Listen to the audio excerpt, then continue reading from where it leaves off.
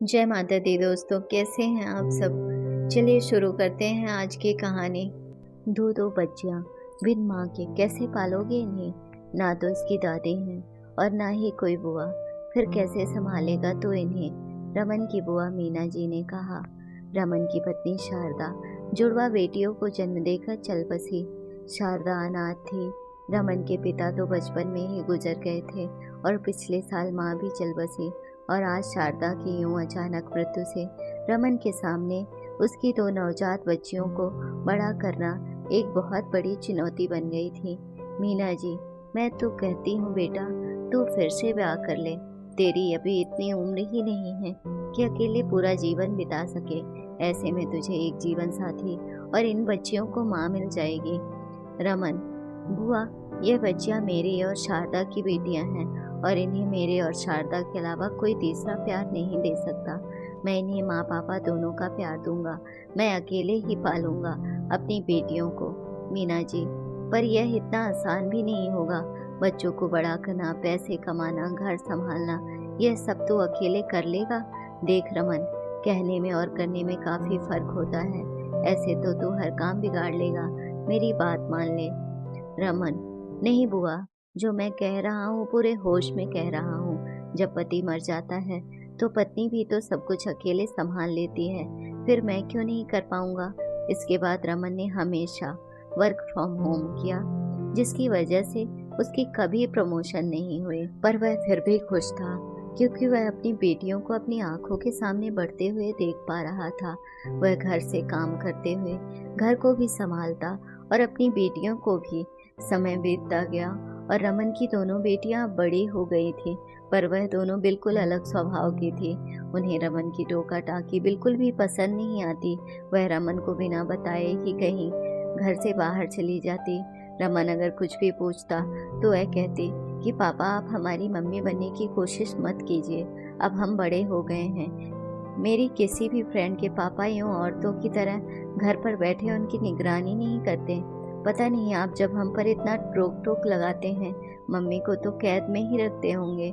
रमन दिव्या और शिव्या की बातें सुनकर सिर्फ मुस्कुरा देता, पर अंदर ही अंदर उसका दिल बहुत दुखता था और उसे अपनी बुआ की बातें याद आ जाती थी कि अकेले घर बच्चे संभालने में तू सब बिगाड़ लेगा। और वह सोचता कि कहीं सच में सब कुछ बिगड़ तो नहीं गया ना। एक दिन दिव्या और शिव्या अपने किसी दोस्त के जन्मदिन की पार्टी में गए थे। रात काफी हो गई, पर ना तो वह फोन उठा रहे थे और ना ही घर वापस आ रहे थे। तो इस पर रमन परेशान होकर उनको लेने उनके दोस्त के घर ही चला गया। रमन उन्हें लेकर सीधा घर की ओर आने लगा। वह बिल्कुल ही खामोश था। शिव्या, क्या हम कोई छोटी बच्ची हैं पापा, जो आप हमें लेने आ गए। दिव्या, हमारी कितनी बेइज्जती करवा दी दोस्तों के सामने और अब ऐसे खामोश हैं जैसे पता नहीं हमने कितना बड़ा गुनाह कर दिया हो।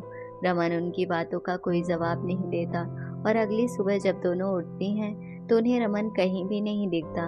वह परेशान होकर अपनी बुआ दादी के यहाँ फोन करती हैं और कहती हैं, दादी पापा आए हैं क्या। वहाँ एक तो गलती करते हैं, ऊपर से खुद ही नाराज होकर घर से चले जाते हैं। तंग आ गए हैं हम तो पापा से, जब देखो हमारी मम्मी बनने की कोशिश करते हैं। मीना जी, हाँ सही कहती हो तुम दोनों, है ही वह अड़ियल। कितना कहा था कि कर ले दूसरी शादी, बच्चियों को तू अकेले संभाल नहीं पाएगा, पर उसने कहा नहीं, सौतेली माँ मेरी बेटियों को परेशान करेगी।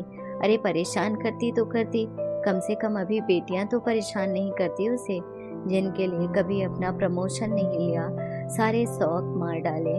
उनके मुंह से ऐसी बातें सुनने को तो ना मिलती। अब गुस्सा करके क्या होगा, उसे उसके किए की सजा तो मिलनी ही थी ना। अब तुम दोनों आजाद हो जाओ, खुशियां मनाओ, अब कोई तुम्हारी मम्मी नहीं बनेगी। बुआ दादी की बातें सुनकर दोनों बहनें उनके यहाँ पहुँच जाती हैं और बुआ से सारी बातें जानकर रोते हुए कहती हैं, दादी हमसे बहुत बड़ी गलती हो गई, हमने उनका बहुत दिल दुखाया है, पर अब हम पापा को कहाँ ढूंढें, वह हमारा फोन भी नहीं उठा रहे हैं। मीना जी, अरे पगली, उसे अब तक नहीं पहचाना तुम लोगों ने। वह तुम लोगों की बातों से परेशान होकर कहीं चला गया है, थोड़ी देर में ही वापस आ जाएगा। आखिर जान बसती है उसकी तुम दोनों में। तुम घर जाओ, वह भी आ जाएगा और तुम लोगों को वहां ना देखकर फिर परेशान हो जाएगा। दिव्या और शिव्या घर पर रमन का इंतजार करने लगे। थोड़ी देर बाद रमन आ जाता है और उसके आते ही दोनों उससे लिपटकर माफी मांगकर रोने लगती हैं, जिस पर रमन कहता है, रो मत मेरी लाडो, आंखें सूज जाएंगी। शिव्या, पापा आप अभी भी हमारी चिंता कर रहे हैं। दिव्या, पापा हम आपकी अच्छी बेटियां नहीं है ना। पता है पापा, हमें हमेशा लगता था कि हमारी मम्मी क्यों नहीं है। आप शायद ऐसे नहीं होते जो हमारी मम्मी होती, पर हमने कभी यह सोचा ही नहीं कि हम तो कितने खुशकिस्मत हैं जो हमारी मम्मी ना होते हुए भी हमारे पापा ने कभी उनकी कमी महसूस नहीं होने दी।